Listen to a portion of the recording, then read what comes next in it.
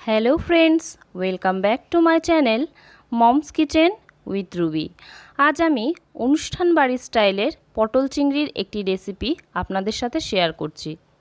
এইভাবে পটল চিংড়ি রান্না করলে সাধারণ পটল চিংড়িও কিন্তু খেতে লাগবে অসাধারণ। চলুন দেখে নেওয়া যাক আমার আজকের রেসিপিটি।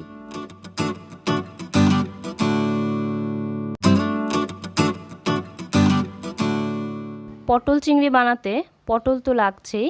এখানে আমি বেশ বড় বড় মাপের কয়েকটি পটল নিয়ে নিয়েছি। তো পটলগুলোকে এরকম একটু করে খোসা রেখে একটু করে ছাড়িয়ে নিচ্ছি, ঠিক যেমন অনুষ্ঠান বাড়ির পটল চিংড়ির পটল ছাড়ানো হয়।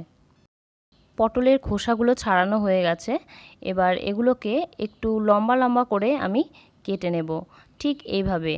দেখতে ভালো লাগার জন্য আমি এইভাবে কাটলাম।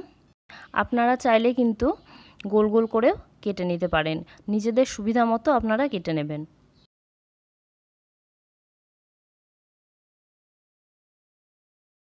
পটল কাটা হয়ে গেছে। এবার এখানে আমি আগে থেকেই 4টে ছোট সাইজের আলু এভাবে খোসা ছাড়িয়ে রেখেছিলাম। এবার এগুলোকেও আমি এভাবে ডুমো ডুমো করে কেটে নেব।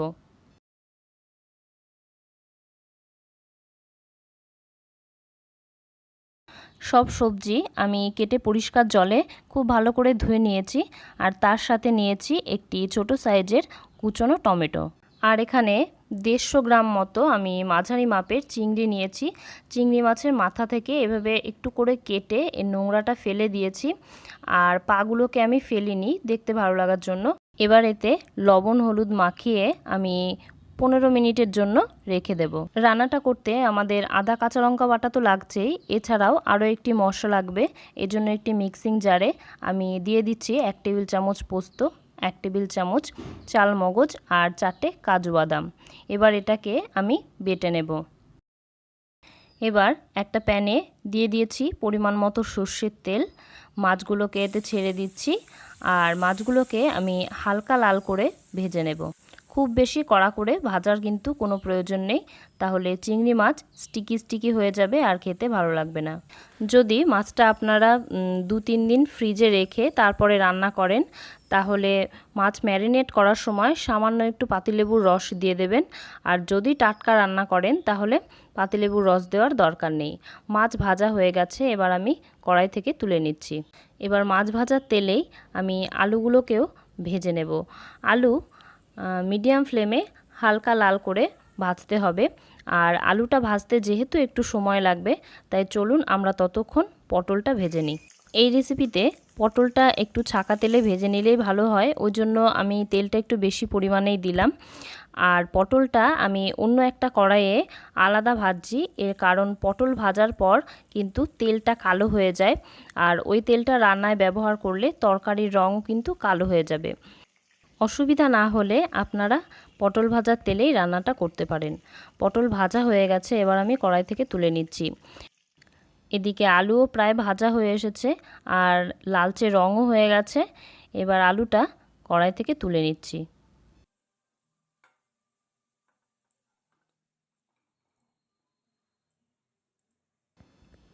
এবার কড়াইয়ে আরও কিছুটা সর্ষের তেল দিয়ে দিচ্ছি 1/2 চা চামচ গোটা জিরে, একটা শুকনো লঙ্কা, একটা তেজপাতা। ফোড়নটাকে খুব ভালো করে ভেজে নিয়ে এতে আগে থেকে কুচিয়ে রাখা টমেটোটা অ্যাড করে দিচ্ছি। টমেটোটা আমাদের হালকা লাল করে ভেজে নিতে হবে।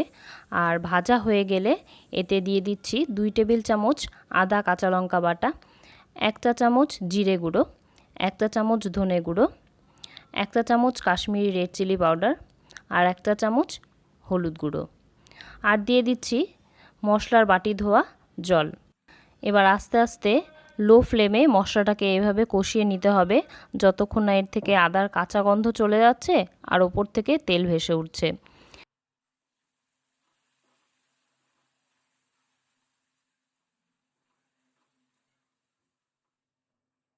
মশলা কষানো হয়ে গেছে, এবার এতে পোস্ত আর কাজুর পেস্টটা দিয়ে তেল ছাড়া ছাড়া হয়ে আসা অবধি আমাদের কষিয়ে নিতে হবে।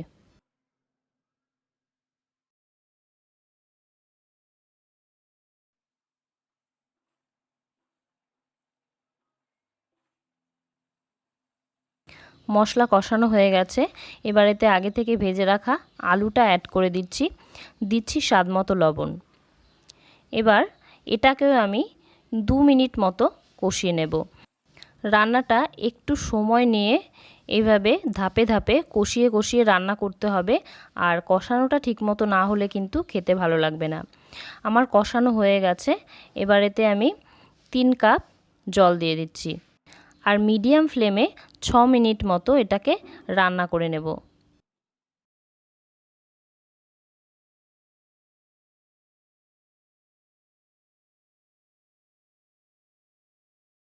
6 মিনিট রান্না করে নিয়েছি, আর আলুটাও মোটামুটি 80% মতো সিদ্ধ হয়ে গেছে। দেখুন, এবার এতে আগে থেকে ভেজে রাখা পটল আর মাছটা দিয়ে দিচ্ছি। এবার সমস্ত উপকরণকে ঝোলের সাথে খুব ভালো করে মিশিয়ে নিয়ে আরও 3 থেকে 4 মিনিট মিডিয়াম ফ্লেমে আমাদের রান্না করে নিতে হবে। আমার এই রেসিপিগুলি ভালো লাগলে অবশ্যই একবার লাইক বাটনে ক্লিক করে দেবেন, আর পরিবার বন্ধু বান্ধবদের সাথে শেয়ার করতে কিন্তু একদমই ভুলবেন না। আপনি যদি আমার চ্যানেলে নতুন বন্ধু হয়ে থাকেন তাহলে অবশ্যই করে আমার চ্যানেলটি সাবস্ক্রাইব করে চ্যানেলের পাশে থাকবেন। পাশে থাকা বেল আইকনটা প্রেস করে দেবেন, এতে করে যখনই আমি আমার চ্যানেলে নতুন কোনো ভিডিও আপলোড করব সেটা সবার আগে আপনার কাছে পৌঁছে যাবে। রান্নাটা প্রায় হয়ে এসছে। এবার গ্যাসের ফ্লেমটাকে লোতে করে দেব 1 মিনিটের জন্য, এতে করে ওপর দিয়ে তেলটা ভেসে উঠবে। 1 মিনিট পর দেখুন ওপর দিয়ে কিন্তু খুব সুন্দর তেল ভেসে উঠেছে। এবার এতে 1 চা চামচ গরম মশলা ছড়িয়ে দেব, আর গ্যাসের ফ্লেমটাকে অফ করে দিয়ে ঢাকা চাপা দিয়ে 1 মিনিট মতো রেস্টে রেখে দিলেই তৈরি হয়ে যাবে আমাদের আজকের রেসিপি অনুষ্ঠান বাড়ির স্টাইলের পটল চিংড়ি। কেমন লাগলো আমার আজকের রেসিপিটি অবশ্যই আমায় কমেন্টে জানাবেন, আর যদি ভালো লেগে থাকে তাহলে একদিন বাড়িতে ট্রাই করুন। আশা করছি খুবই ভালো লাগবে। আজ এই পর্যন্তই। আমি আবার হাজির হয়ে যাব নতুন কোনো দিন নতুন কোনো রেসিপি নিয়ে। ততক্ষণ ভালো থাকুন, সুস্থ থাকুন, আর নতুন নতুন রান্না শিখতে থাকুন।